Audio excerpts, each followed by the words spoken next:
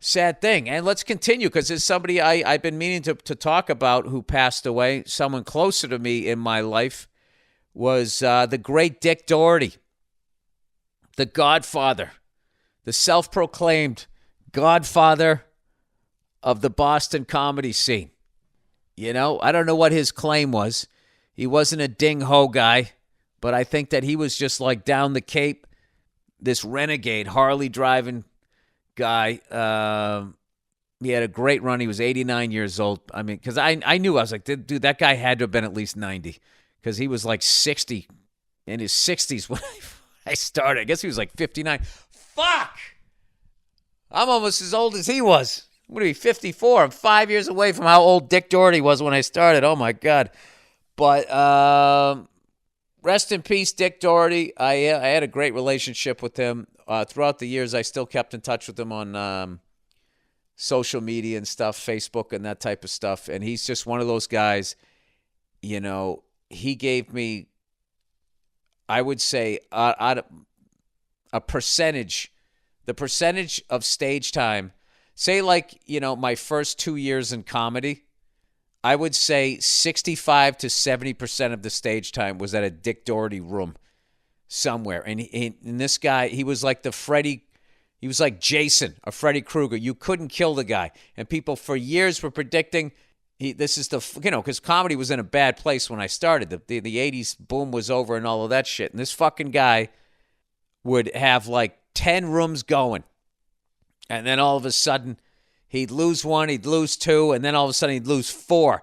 And you just sit there thinking, like, this guy's going under, he's going under. And then he'd come back with three more. It was like a Mickey Ward, Arturo Gotti fight, except it was Dick Doherty versus, I don't know what, restaurant owners.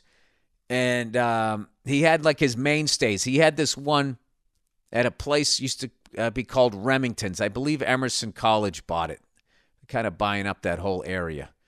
And it used to be a bank, and upstairs there was a bar, and downstairs was the bank, the old, like, where the safe was. So they had this giant walk-in safe that they just kept, because what are you going to do, throw it out?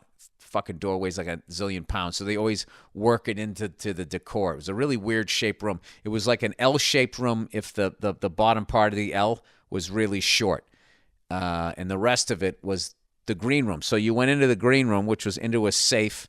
And I remember you came down this ramp. It was a green rug. This guy, Spike Tobin, hosted it. And that's the place where I put together my first 5 minutes. And then I believe Spike told Dick Doherty that I was funny. And then I got to start hosting. And then he used to have these rooms in Chinese restaurants. The Akuakus or the Aku. I don't know how you said it. The Akuaku. There was one in Worcester, and then there was one in Cambridge. And I remember hosting there. He had a room in Drake. He had one in Kenmore Square. Campus Comedy, I think he called it. And he was trying to get people from BU. That one didn't last too long. Drake was a fucking nightmare. That one didn't last too long. Then he had him up in New Hampshire. Just had him fucking all over the place. And that's the place where really I put together one of those satellite rooms.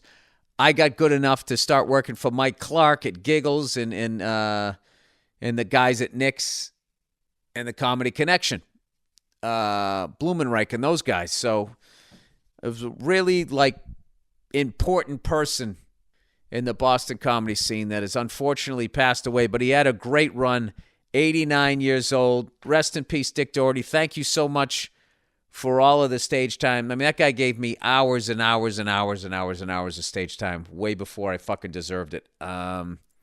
So there you go. So there's the in memorandum part of the podcast that I'm assuming at this point it's time to do the reads. I think.